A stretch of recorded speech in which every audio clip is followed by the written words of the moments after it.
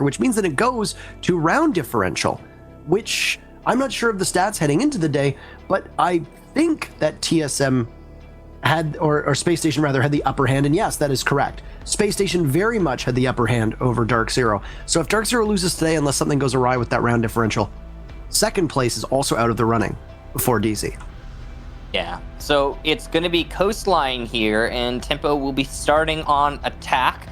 We've got the map selected, we've got everybody ready, and now that we know where we're going to be playing, we can talk a little bit about what's been happening with both those teams on this map. But before then, we'll get to the community vote. What do you guys think? Who's going to take the W here? Is it going to be Tempo Storm? Doesn't seem so. According to the community, it'll be DarkZero, one of the most lopsided ones we've had today. 84% to 11%. That is really something. I mean, that's actually more lopsided than the TSM EG matchup. The last three matches we've had have actually been very lopsided. I mean, SSG was 71-22, etc. So the first match was kind of a coin flip, but things largely going according to plan, I think, for most of the people who weighed in on this. But let's make no further time talking. Let's make straight into the game. So if we're looking at the map in terms of stats, including the Invitational, for DarkZero, this map is kind of meh. Not including the Invitational, it's bad. As they've played it once outside of that and lost it once in recent history. Habana will be banned out, which is DarkZero's most common attacker ban. Most common attacker ban for Tempo is Thatcher and Habana. They sometimes ban Dokkaebi, sometimes Nomad. It'll be a Lion. They're going to go hard left on that one. So that was something new for Tempo Storm. Switching over to the defensive side, and it'll be Tempo again with the first ban here. Likely going to be an information operator of some sort. You may note of how Goyo, in a way, is a kind of an information operator in the same way that Legion is. It could be that, but no, it's going to be the Valkyrie, which is one of their more common bans, sitting, I guess, a little bit more common than Goyo. As for this, probably an Echo or a Mira. There's the Echo. Letting Amira through the ban phase on Coastline makes a lot of sense. Yeah, she can be very good, actually, on this map. I always like to make note of that this is probably one of her better maps, just because of the way that you can play her in a disposable fashion. You put a mirror window down somewhere, like in Kitchen, for example, and that helps you hold the flank for double bar for a really long time, and you don't have to take any risks by placing that mirror window. And it'll likely be played by both teams, probably, for a while.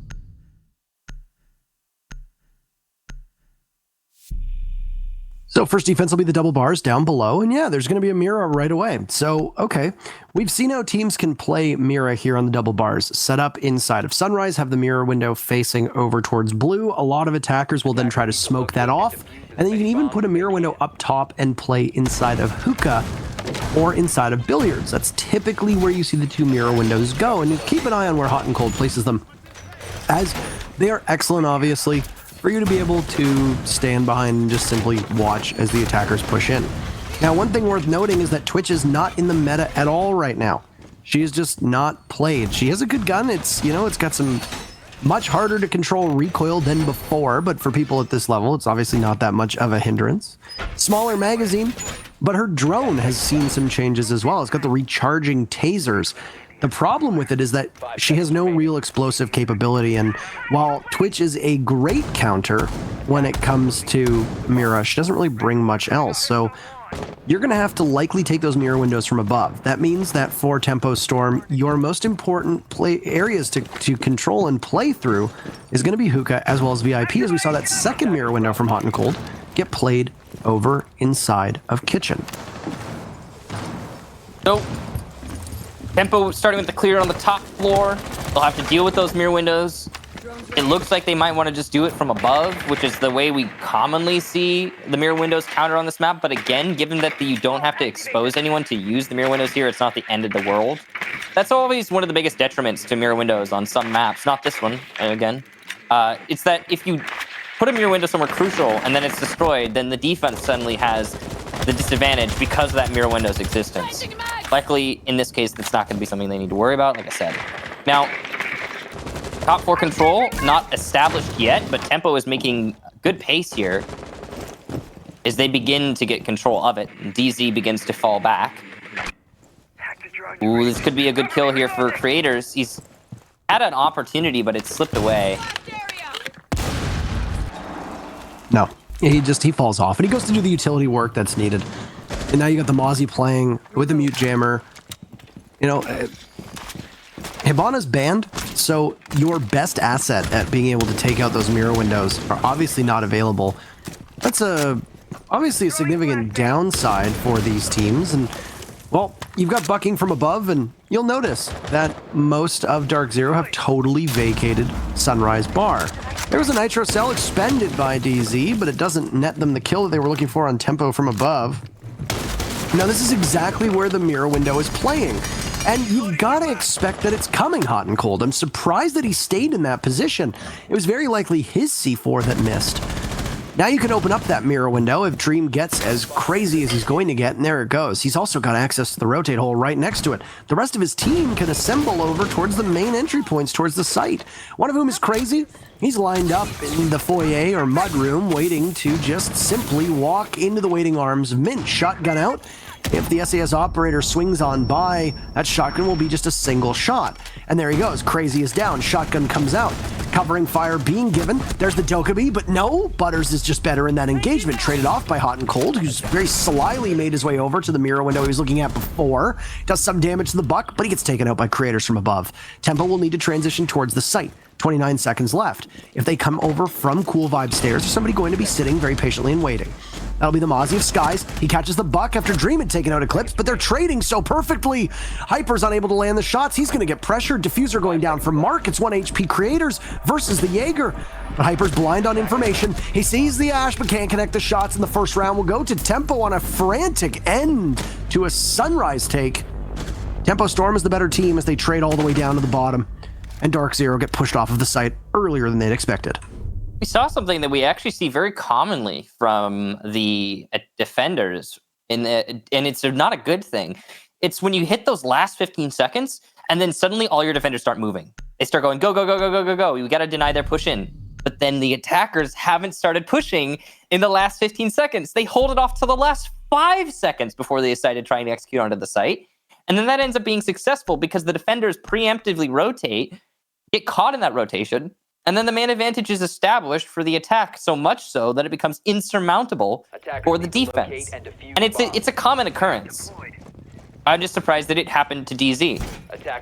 Now, that last round doesn't necessarily just come down to that. A big part of it is, of course, the vertical control for Tempo. The pressure that was applied from the Buck above is just, well, talking about insurmountable. That's a really difficult task for DZ, and the way that they would counter that is by not forfeiting the top floor in the first place, or at least setting up to retake the top floor, but neither of those two situations played out for DZ. It was an interesting round for DZ because of that lack of focus upstairs, and a good round for Tempo for the same reason. Their ability to open up from above and apply that pressure was very solid, and Tempo not rushing their execution the last 15 seconds, also well-paced. One big thing was that Tempo just didn't panic. Yep. You know, they really could have. They really, really could have, and they didn't bother to. They kept to the plan. And you know, when I talked to Butters and interviewed him, I think it might have been last week, it might have been the week before that. The weeks all tend to blur together when you're cooped up in your house. But the one thing he said that Mark brought was he brought experience. That was one of the biggest things. He brought a calmness, a demeanor that, you know, was missing on this team. Tempo Storm came in with Crazy being the only person with any Pro League experience. And even then, Crazy was a neophyte himself when he made his Pro League debut. So obviously, adding somebody like Mark is going to bring a calmness and a certain attitude that is going to allow the rest of the team to kind of settle down. And it certainly looks like there's been a lot more composure on the side of things for Tempo. Even if they lose gunfights and they're still working on strats and bringing their map pool up to snuff, they're certainly at least doing better in terms of the mental game. Absolutely agree. Now, another thing that Tempo's been really good at is their pacing. They're much quicker on the executions, yet they're not skipping over steps, which is huge. We usually see one or the other between slow attacks and skipping steps in your attack, and Tempo has found that nice middle ground where they can do everything but also still be quick. At least they haven't made any major mistakes yet in this match. There's still time yet. We'll see. Nothing happening yet other than top 4 control established for Tempo. DZ falling back to the middle, or well, the other 4, the bottom 4. And they'll just be holding this out for the last minute, trying to wait Tempo out. Good information here. I was going to say, Tempo's got this drone in the middle of the site. They lose it, and you have to act quickly if you're crazy, because this information is going to be out of date very soon, and there it goes. The opportunity by Tempo squandered. Instead, a call has been made, and the burst of action that is about to happen is set off by a logic bomb. The Zofia looking for an entry, and away on in as Creators gets that very first kill. He can't land another shot from the Zofia of Crazy, but Creators will continue to march, and march he shall. He finds another. This change from Creators to Ash has paid dividends on a wide variety of Pro League games, and Creators looks away at the wrong second shot from the back. 2 members of DarkZero are able to capitalize, but it's all on the shoulders of Dream. He can't do anything as Butters had been downed, and Skies finishes him off. DarkZero managed to salvage the round. It got very close yet again, as Tempo Storm setting a good tempo before bringing the storm to DZ. Nice. Nailed it. Nice.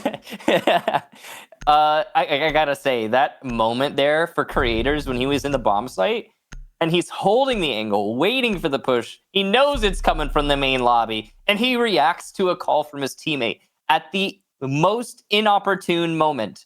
That's just, it's the sort of thing he's gonna watch back on the VOD, see that, and be like, no, no. Because it hurts. That's an aw shucks moment. It is an aw shucks moment. It's hurt, and it hurts to watch. It hurts to feel. I'm sure he's going to be really upset about that one when he knows it happened. But the overall hold there from DZ, mostly facilitated by, I believe it was Skies in the bomb site as the smoke. He had a really big individual round, so props to him for that, because he stayed alive by shelf, used his gas canisters very effectively, and ultimately was the reason why Creators was unable to apply full focus to the inevitable flank that came from the main lobby. Now, not only that, but he also put up a couple kills himself. So, DZ getting their first round, answering back to what we saw from the first round for Tempo. And we'll go to Billiards for the next bomb site. And yeah, I did just check it. It wasn't Skies, it was actually Mint. So, correction there. Thank you for your correction. You're welcome. Man, I cannot get over how confident Creators has been playing, and it's been a huge part of Tempo's success. You know, you rely on him and Butters to do a lot of this work. Dream is playing a largely supporting role, and actually some of the pressure's been off of Dream's shoulders by Mark coming in. Mark can play that flex role and make up for some of the, possible deficits that this team had.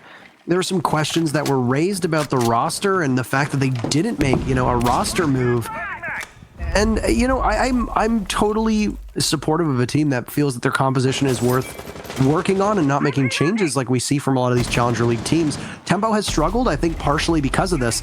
But the man who just got gunned down by Eclipse has been a big saving grace of this team through the second half of the split. Creators off the board means that the chances of Tempo Storm being able to win a round plummet, unfortunately. But to make up for it is Mark, the newest member. He finds Eclipse looking the wrong way inside of that Sunrise bar. Another trade, though, as these teams will just, go back and forth. The pendulum swinging each way. Mint will have some fun by taking out Dream. Dangerous rappel here for Butters, but he's trying to cut off that main stairs rappel, or rotation, rather. Bum the rappel. Difficult all over, Parker. DZ. Still in the advantage here for this round. About half to go for Tempo. Evil still in play, but the phone calls can alleviate that a little bit for Tempo. Those dead people, though, Eclipse is going to be able to monitor the Evil Eyes and call that out to his team for the whole round. Called out that there's already a flank cam, so Crazy starts droning into the site. He's going to see what he can find. Phone call will give away some positions. This is a good setup here from Tempo. They've got the rappel cover. They're clearing the ADS. Gas canisters already being brought out there from Skies. He's only got 2 left after that one, so that's the first. He can actually effectively chain 2 to deny a default plant through that wall. Ooh, a little bit of a rotation here, and this is a very spread out Tempo execution. As you've got somebody on rappel, you've got somebody on the balcony, and you've got somebody executing from Aqua. It's all over the place, really. And it means if any one of your points fail, then you lose. And actually, it's a rotation off of the window, double in Aqua, one on the balcony, and here comes the execution. The engagements are out. Mint will win the player on the balcony, is down. Skies also wins his fight, so now it's all on Butters, who will lose out to Houghton. Great shifting of the guard there for DZ, as they continue to rotate players to deny that push.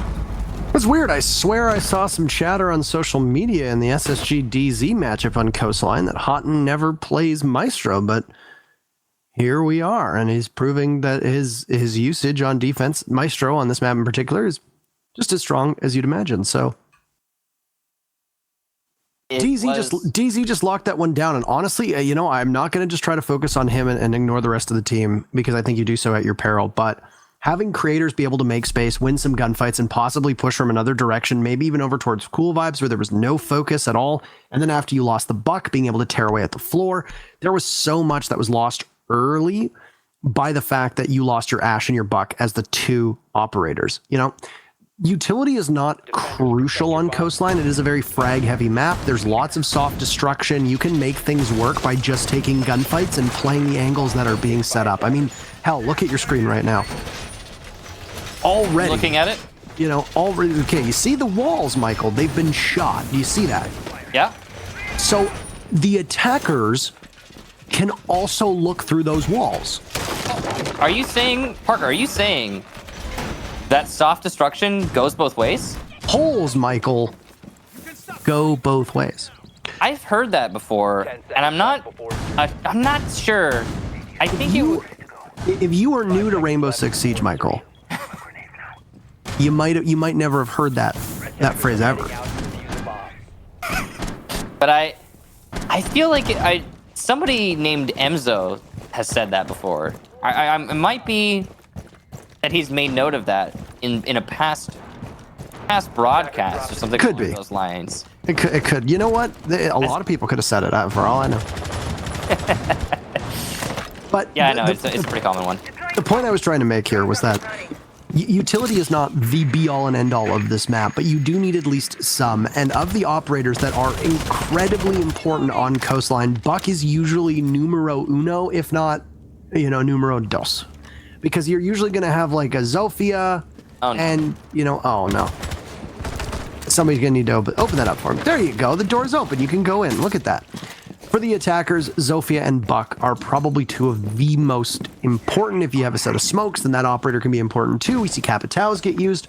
We can see, speaking of, by the way, Capitao is not banned and isn't being run here. And I wonder how much of that is the Wamai play, because Wamai obviously hard counters Capitao. But regardless, you lose the buck in the Ash early on, you're in trouble. And you can see what the buck is doing right now. He's totally tearing up the floor and putting so much pressure on the defenders down below. This did not work well for DarkZero before, as they just continuously lost all of their cover and safety. Spray's coming up from below for DZ. They're trying to use some of what you were just trying to teach them. The angle's going both way, and it's working fairly well for Houghton, as he'll do some damage to Dream. Rotation cut off. Drop down intact, though. No hard destruction on the side of Tempo to open that up. DZ spread pretty far fields. They want to just make sure that they're not receiving too much pressure from the holes that are getting opened up from above. Because they are so far off site, it does open things up for Tempo. It means that the execution will be a lot easier. However, there's still retake potential for DZ, so it's not the end of the world. You just have to time the retake correctly. And given that we are running out of time here, that does mean that the window is kind of narrowing for Tempo Storm. It's the first pick, though, and it's Mint on to Mark. Goodbye to the Nomad. Mint's been playing the same angle, but this time he's going to have the MP5K as it's a Wamai. No shotgun available for Wamai at such close range. They'll just continue to move in. There's another magnet that's tossed out. It'll just track any of the projectiles or throwables. Lots of damage being done to Dream. He's not finished off. He'll actually get the better of Skies, as an SMG-11 is just a little bit too hard to control for DarkZero. Dokkaebi vaults on in. Work being done from Hyper and Eclipse. Creators gets one for his team. And then Mint challenged in the fight won by the Zofia. As Tempo Storm breaks on in, they've got the diffuser going down. Somebody will need to stop Crazy, and there it is. It's Eclipse through the rotate from the bar to the other bar. It's a pub crawl, call it. DarkZero will take yet another round, and they managed to not make the same mistake that they made their first defense at the double bars. The site will be locked for the remainder of DarkZero's defense, but they get a victory out of it, and they lead the game 3-1. So the key to that round was the patience on DZ. Whoever called for that patience, by the way, props to you. I don't know who it was, but that was the key to the round. What I mean by that is DZ had lost a lot of control for a good chunk of that round, but at no point did they panic and start to try retake and then lose out on gunfights in opportune moments for Tempo. Because, well, yeah, they weren't presenting any of those moments to Tempo. DZ just, they chilled. They waited to the 0-0, then they went for the retake. That is the right call. And even though DZ made a few mistakes in individual gunfights, they still managed to win the round just off of patience and patience alone. And that's, again, that is the way that you actually manage to take those defenses when your primary focus is on delaying the attack. You'll see moments like, for example, when you don't rush in too early, what happens is the attack has to rush in. So you'll get things like the Dokkaebi vaulting in through blue bar window, and that's just an easy free kill. If you're in the middle of a rotate when Dokkaebi vaults in, you're the free kill. So, again, props to DZ for their patience. And they are racking up these defensive rounds on Coastline. Attackers are heading out to defuse a bomb. I really enjoy the flexibility of some of the teams that we see in Pro League, and DarkZero is obviously a team that very much falls into that role. You know, you had Mint playing on the Wamai last round. Now it's Hyper that's going to be in that role. Hyper had been playing on the Jaeger last round, and now he's on Wamai. Mint was that you had Hyper on Ella, if I remember correctly, or rather Eclipse on the Ella. So they basically swapped their roles, and now you've got Ella and Mozzie that will likely be played a little bit differently, though Eclipse will probably roam the same way with Mozzie, as we also saw from, well, the Ella. That really speaks to a high-level team, and you saw it. We've seen it with G2, we've seen it with Liquid, we've seen it with Space Station, we've seen it with DarkZero. There's a lot of different teams that do this, and well, for DZ, it's going to allow these operators to be played in a different way. Mint likes to play deep on site, as will Mai. That makes a lot of sense. As Jaeger, you can be a little bit more loose and maybe play aggressively near site by holding one of the rooms near to kitchen. A good example of this could be that as much as Mint loves playing in the doorway of Sunrise, he could still very much play there because it is within striking distance of the bomb site. Top 4 control yet again established for Tempo. This time, of course, the bomb site's different. C4 misses for DZ. 90 control here for DZ, and it's been called out, actually. The nade will come in, and it gets caught by an ADS. Crazy, though, does get Eclipse over by Sunrise, so that's a good pick there for Tempo. As they will get the lead-off kill, they now have the solid advantage in this round. DZ mostly falling off of their peripheral engagements and focusing on the bomb site, but they've still got their roamer upstairs. I believe that's in Mint, trying to contest the top floor. Yeah, he's still on 90. Very dangerous for Mint. He's retaken this position after having previously fallen back on there. Oh, misses out an opportunity and gives one away, actually, as Mark repeat. Oh, There's Mint hitting the shot, just being better in that moment. my word, what a play by him. A final minute now, so it's incumbent on Tempo Storm to be able to break on in. Losing your Nomad is not ideal, but that's just simply the anti-flank that will be missing, and another member to push towards the site. But at worst, you're even with DarkZero, so not all hope is lost. I don't know how effective this Dokkaebi has been to try and pin down and give greater information to the remaining attackers, but they'll lose Dream now, as it looks like DarkZero have actually all completely moved. Skies engages with the Dokkaebi, he'll win the fight. Plant going down, and Crazy will have to fall off, knowing that Creators is in a 1v4. Make that a 1v3, and they'll trade. 2 kills from Crazy, but it's not enough as Creators downed, and then Hyper finishes the deal. Mint from above is able to get that very final kill. Nope, it's a trade. He's just there to watch and rake in the experience and take a long view. It's a 4-1 scoreline now in favor of DarkZero. So, DarkZero really locking that one up. Valiant effort for Tempo. I like how they decided to focus solely on the bomb site after they lost some players upstairs. They're like, okay, heck this. We're going to just go for the execution, see if it can work.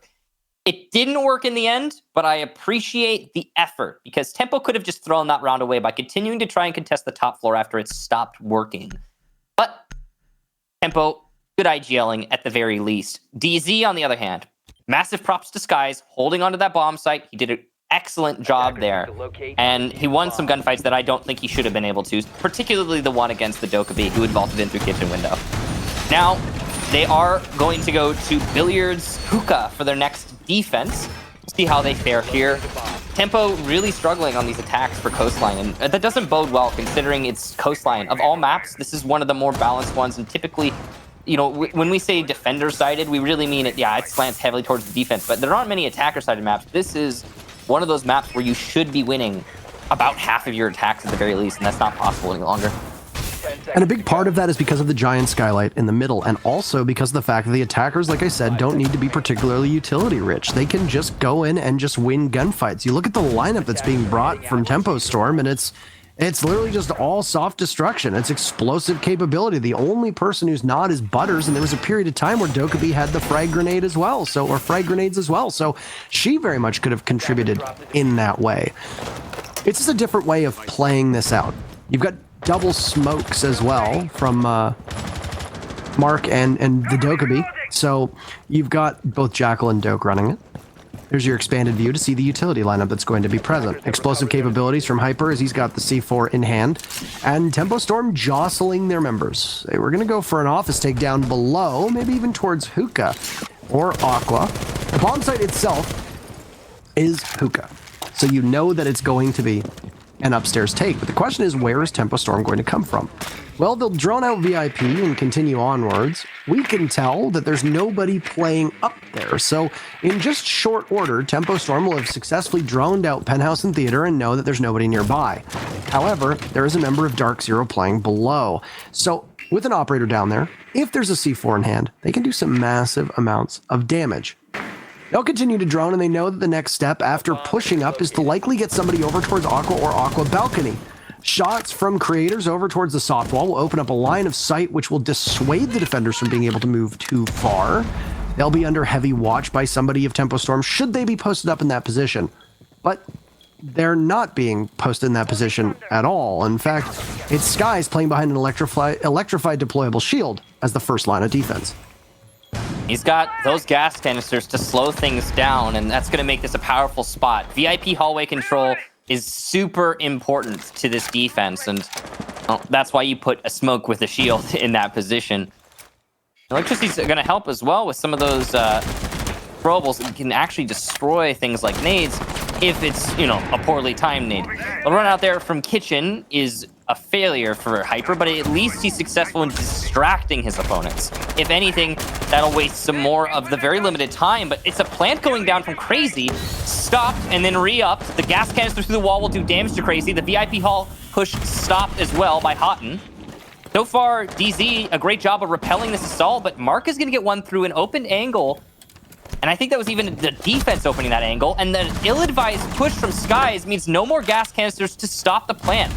The Jackal on the balcony doing excellent work of cutting off the rotation. Looks like Tempo is going to be able to take the last round of the first half. And we'll end this 4-2. Still favored DZ, but that was a great execution for Tempo. They had a chokehold on DZ there with the play on both the balcony and then in Aqua. There was nowhere for DarkZero to go. They couldn't retake through luggage. They were out of time. They didn't have any soft destruction to be able to rotate through because you're once again going to be staring down that buck. And anybody that's trying to peek that's inside of Hookah is likely going to be confronting a third gun because Tempo Storm had such a large advantage on those numbers. After seeing the shield that was in the double doorway leading into Cocktail Bar upstairs, Tempo Storm made the right call. Let's move over to Aqua, go for a default plant. If they don't have a C4 available and they've already baited out their smokes, we're in very good position. And the stall that DZ had created with their defense didn't really stall out anything because Tempo Storm didn't decide to go for where DZ was hoping they would. If you're looking to stall with an Ella or cause chaos or disruption, etc., you're not going to be very successful if the attackers just decide to go another route. And that's exactly what happened with Tempo Storm. I don't know who called that, but it seemed to be sometime during the mid-round where they were able to get all of their forces in line, and it ended up working out very well to completely avoid what DarkZero was setting up for them through that hookah doorway. Now, second half, DZ get to attack. Lineup is looking pretty vicious. Nomad to cut off rotation. All the soft construction you could ever really need. And a Capitao to boot. That's, you know, normally one of those operators is banned. Capitao, Nomad, Buck. These are operators that tend to get banned. And when you don't need a hard destructor, it's even worse because, and that's, you know, that's Coastline where you don't need a hard destructor. Unless it's maybe Habana, who is banned. So this whole setup right now is just, it's vicious. And it's because we saw the Lion ban instead of one of the aforementioned bans. So we'll see if this is going to work for DZ, but I mean, it's definitely slotted to work. Again, on Coastline, this is about about as ideal of a setup as you can get in terms of the attacking operators. The same kind of story goes for the defense, though. They've got a really solid one, too. The only one I had questions maybe the dock, but on Coastline, it makes sense. This is a long angle map. The type of map where you really want an ACOG and where you will take, oh, stray bullets. Those aren't stray, though. Hyper takes down Butters, and now no more heal for you, as the dock is the first one to die. There's some sustain that's been removed as well, but Creators is able to fire back, and Hot and Cold is out of action. Zofia, with all the artillery and utility that she brings, is now gone. So DarkZero, who had Eclipse droning in spawn for the first minute and 10 seconds, will now need to join the party as one of the guns from DZ has gone silent. And instead, well, it's going to be a take towards Sunrise.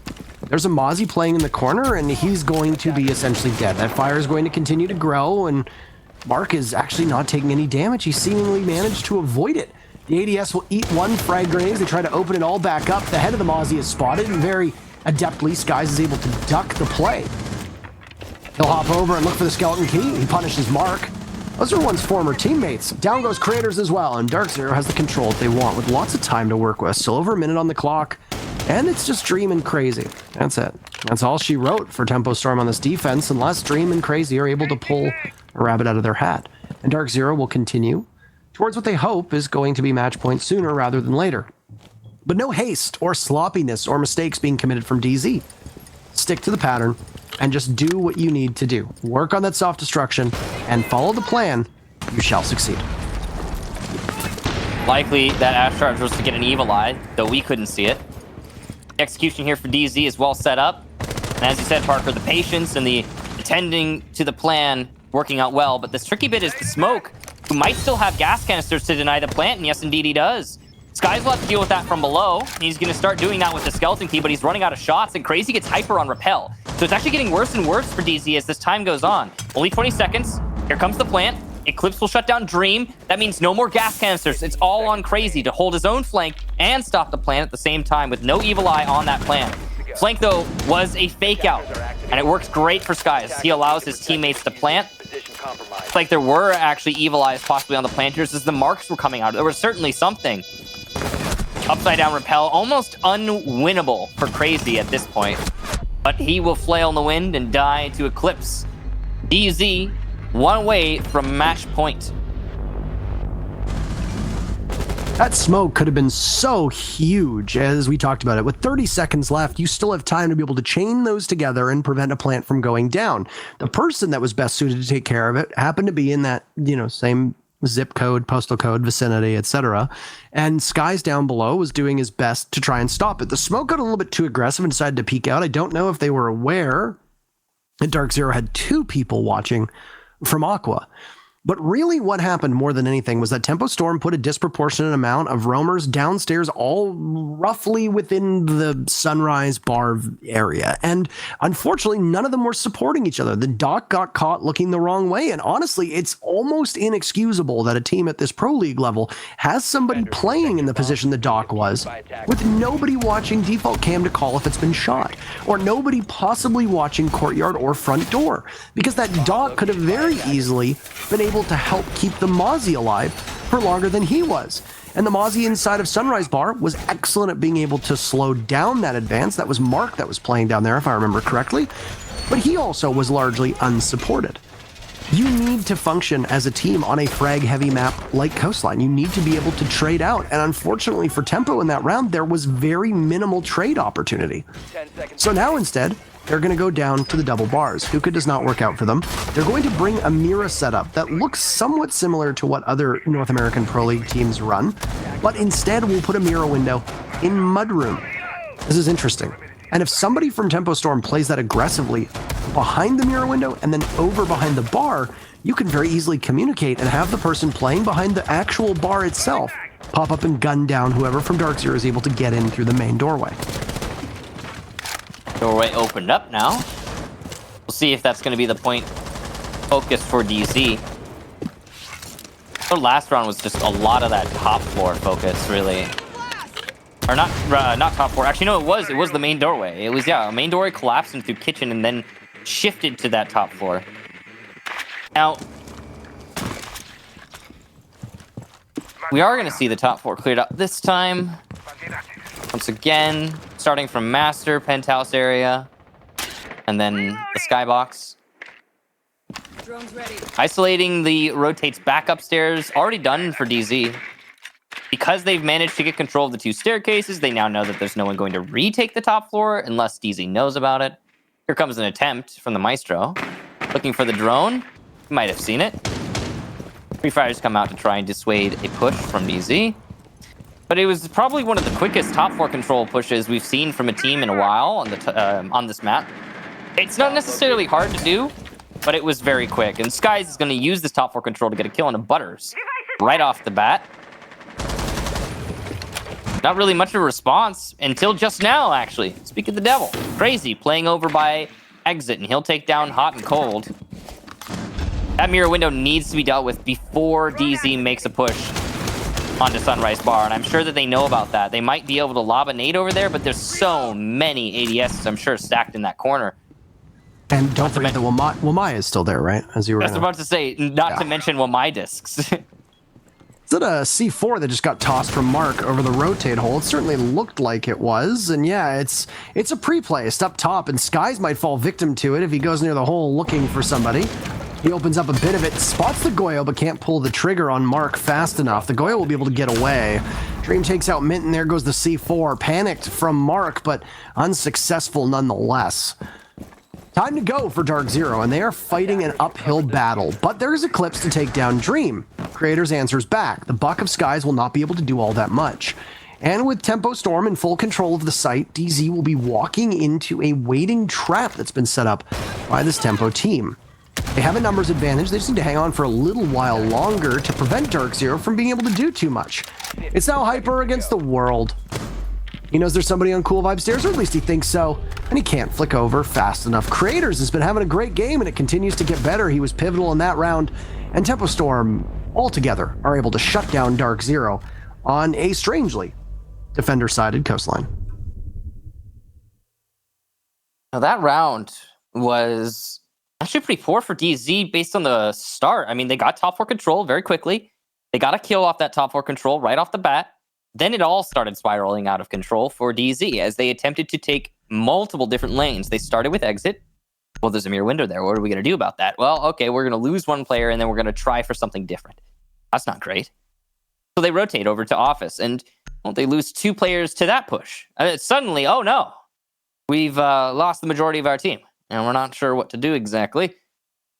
And yeah, I mean, DZ kind of just throw themselves under the guns of Tempo and lose the round after that. Not much more to talk about.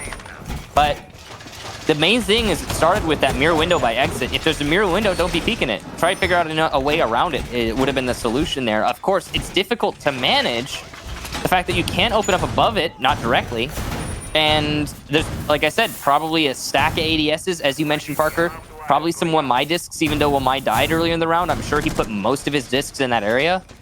So it's not an easy take, no matter how you look at it, because you can't get any throwables in there, which makes that a very durable mirror window.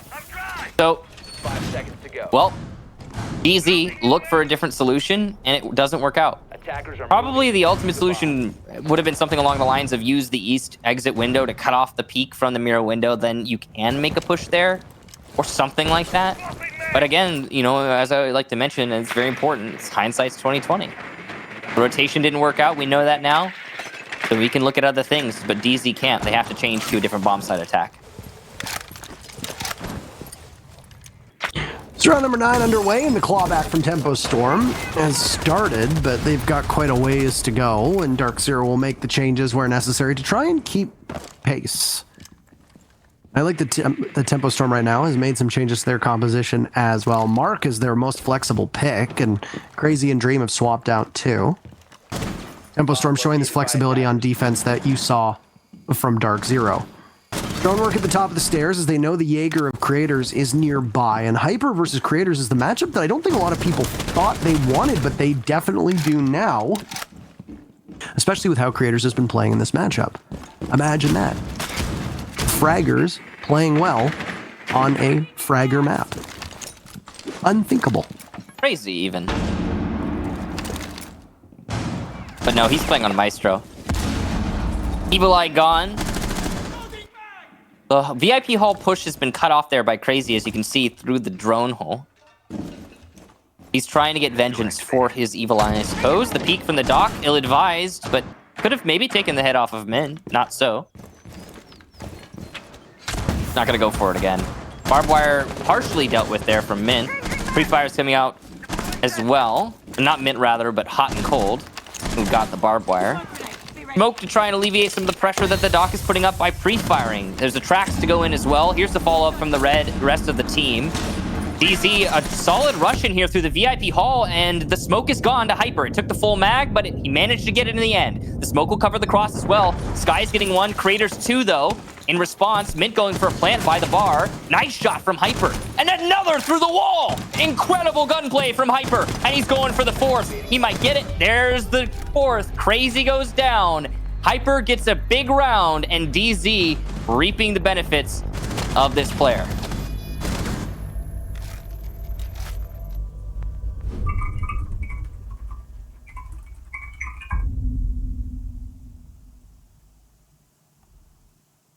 Solid round there from Hyper and the rest of his team. A great job on the follow-up as they managed to soundly defeat Tempo with an odd, I would even call wonky execution in through the VIP hall. I am not sure I expected that to be successful for DZ, to be honest. What I really expected was for Tempo to run into a meat grinder of their own, or rather, for DZ to run into a meat grinder of their own making. But for some reason, Tempo couldn't put up the kills when it mattered on the execution in through Vase. And oddly, Tempo is going to go to Penthouse, which we don't see very often. It has worked out sometimes when used as a Hail Mary strategy, but it doesn't seem likely given the current situation between these teams. I mean, honestly, DarkZero has been putting up winning performances. DarkZero as a whole, but also, I mean, when Hyper is on a tear like he is right now, it's really hard to shut him down. 12 kills and 5 deaths is an impressive statistic no matter the situation. And when you compare it to the rest, especially so, Creator's doing his best to answer back here. And like Parker said earlier, it's when your fraggers are popping off like that, it really does make for some compelling gameplay. So, with Penthouse being the bomb site, mirror windows are established here, as is expected. A big thing on this bomb site is going to be that main lobby control, because then if the main lobby control is lost to the attackers, they'll be able to open up underneath the mirror windows and deny that very powerful position to the defense. Just some pre-fires tapping away here for Skies. He's unlikely to hit anything with that, but you miss every shot you don't take. Easy putting a central focus on the bomb site, not wasting any time here. That's clearing out the ADSs and Womitists to allow for the nades to go in. That'll dislodge any defender on the mirror window. Partial success at least there for the Ash. Every single one of his gadgets were used to try and clear out the anti-throwable, anti-projectiles. And now the nades will likely soar in from DZ. This focus entirely on the bomb site for DZ means that there will be roamers for Tempo, which offers a lot of retake potential. Later in the round, it's something that DarkZero will have to focus on, pivoting to watch their flank as they execute onto the bomb site. So the timing is paramount. Downstairs, Hyper playing from the main door will get into an engagement and lose it to Creators. That's big. That means that the pressure that DZ had, the little they had downstairs, is now dealt with, and they'll have to rotate their Nomad to account for that. Eclipse will take up the position. Mint set up to try and plant. He's got Diffuser, he's got smokes, he's got Firebolts. He's gonna go for it, it seems like now, as the smokes start coming out to cover for that plant. They need to make sure there's no C4 from below, but they also have to wait out the gas canisters. And that open angle by VIP makes this very difficult, considering, again, they haven't dealt with the roamers, but the guns are coming alive for DZ. Creators will answer back, though. Eclipse goes down. Mint's still planting, and it doesn't seem like there's anything to stop him.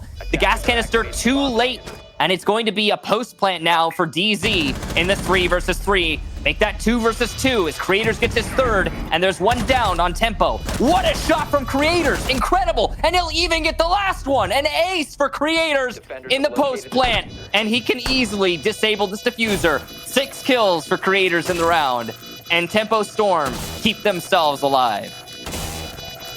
Bomb diffuser disabled by defenders. Well, thanks for that. Bomb diffusing attempt failed. No problem. I guess I get to watch it back live on stream. My internet crashed again, so I assume, from what I heard in your enthusiasm, it was probably pretty nice. And an ace, that's always great to watch. Yeah, great round from Creators. And I talked about it when it was when the setup was coming in. Basically, DZ focused entirely on the bomb site, and then Creators was roaming all the while. So while he's roaming, he's got such a strong potential for a retake at any moment whenever he chooses. And there was no real flank watch from DZ. And most importantly, VIP wall was opened up in its entirety by the defenders in the prep phase. So when Creators came from behind, I mean, it's just an open field with some targets in it, and Creators lit those targets up. Attackers need to locate and defuse as many bombs as they can. Well, it sounds great. Really wish I could have seen it.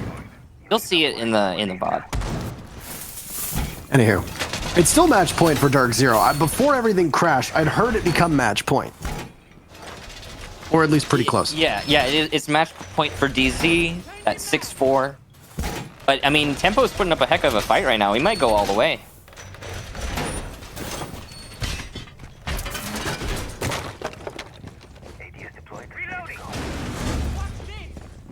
All right, I think about everything's settled in, so we're going to have this wild shootout now. Okay. So, once again, significant apologies. But we're here. Sometimes technical difficulties happen. You know what it's like to battle through bad internet issues, too, so. Yes, I do. Attackers have Yeah, recovered their diffuser. it's pretty rough. I mean, there's not a whole lot you can do about it usually. Sometimes it can be difficult.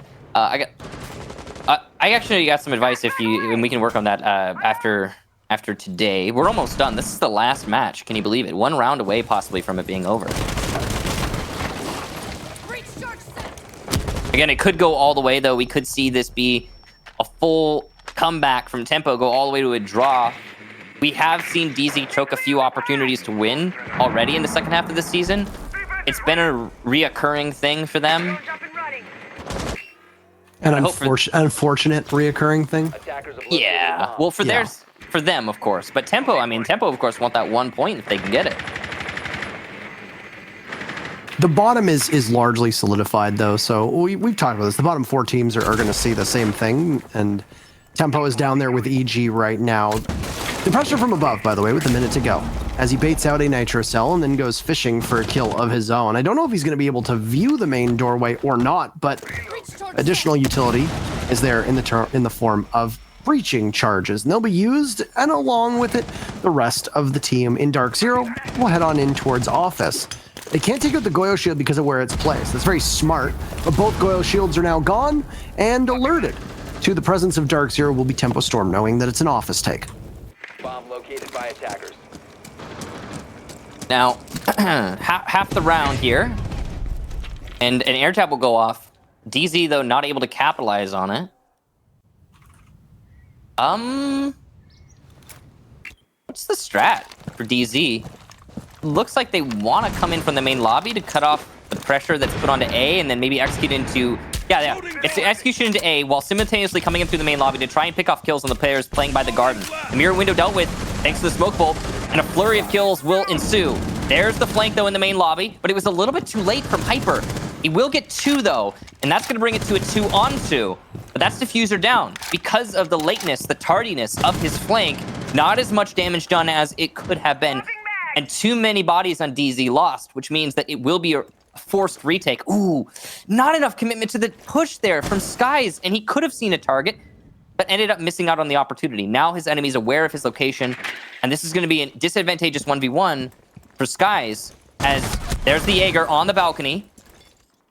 Put to low HP, both of them really. The drop called out though from Skies. Hyper will react. Seconds to go. Not enough time for these players to linger. They must go now.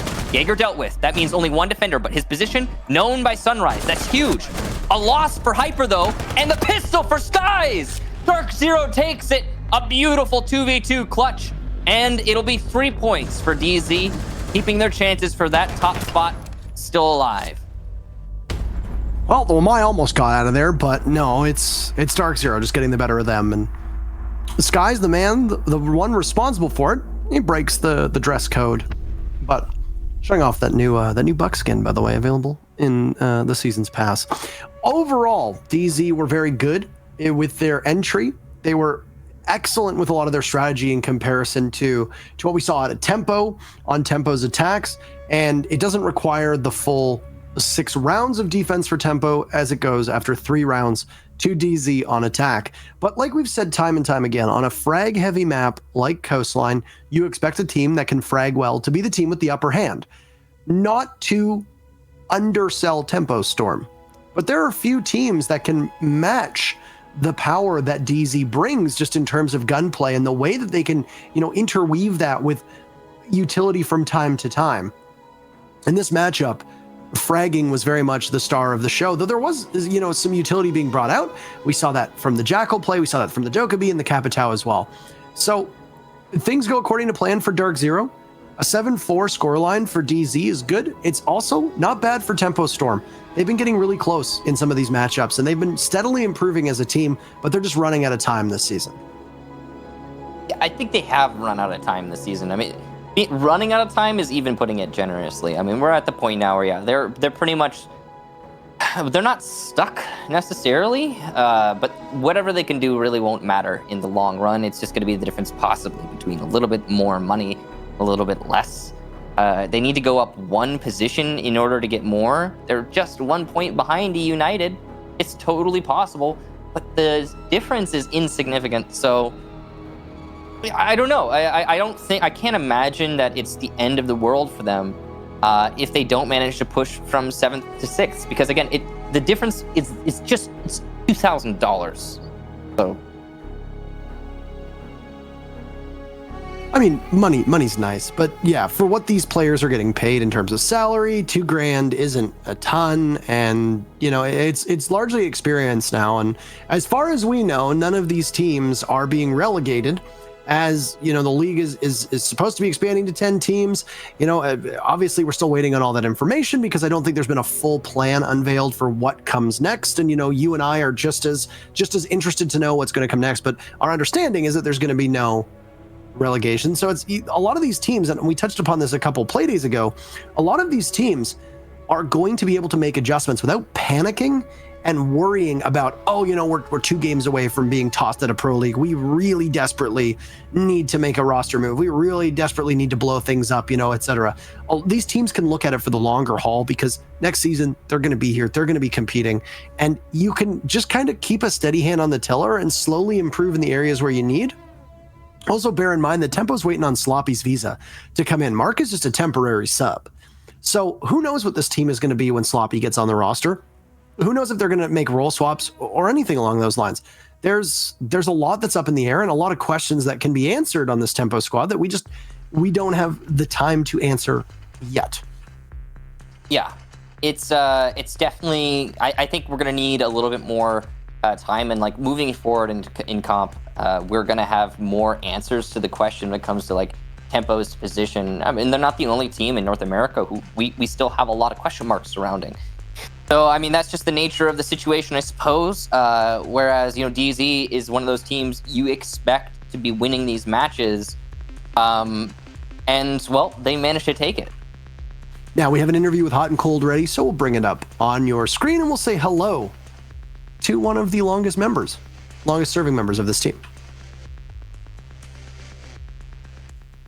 I'm doing well, man. How are you? It's nice. Oh, it is so nice to hear you. Also, the question I need to ask first and foremost, what room are you in? Why are you not in the bullpen with the rest of the team? Well, the webcam in the bullpen is like hooked up to the computer to show like all of our webcams. So I don't know why it just messes up. So I just I literally just run up to my room real quick to do these. So the moment you're done, you throw the headphones off and you just run up top. That's it. Yep. That's literally what I do. Well, perfect. Congratulations on your victory today. Thank you for answering that question. First things first, a map like Coastline, there seemed to be a little bit more utility play from both you as well as from them. Do you think that was because operators like Mira and Capitao made it through the ban phase? And if so, were you surprised by that? Not really surprised by the Mira or Cap. I would say I was more surprised with like the Wamai and the Jaeger play by them. It kind of caught us off guard because it's usually not really played on Coastline. But I think we kind of just at the end just went where they weren't doing that, and it worked out. Now, were you surprised by the Lion ban against you folks at all, or was that something that you were expecting? We were expecting that, yeah. Yeah. How much does that change up your strategy? Let's say, for example, let's dive into the mind of you for a second here. Let's say Lion does not get removed from action. Does that change up your game plan, or are you prepped and ready for both scenarios, or are you still leaning into the Lionless play style? I mean, even if Lion gets banned, it's not like a must-have pick to have. It's just kind of like a comfort pick for Tyler, and Lion's annoying for everyone. That's basically the reason we bring him.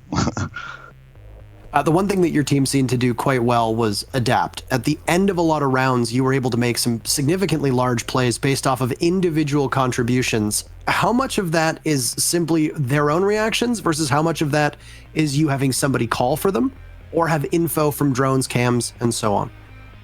I would say probably most of it is from info and drones and stuff. But I think calls for Skies and Kyle, I think have been pretty good lately. Yeah, honestly, most of it's just from drones, like us having like really good drone networks.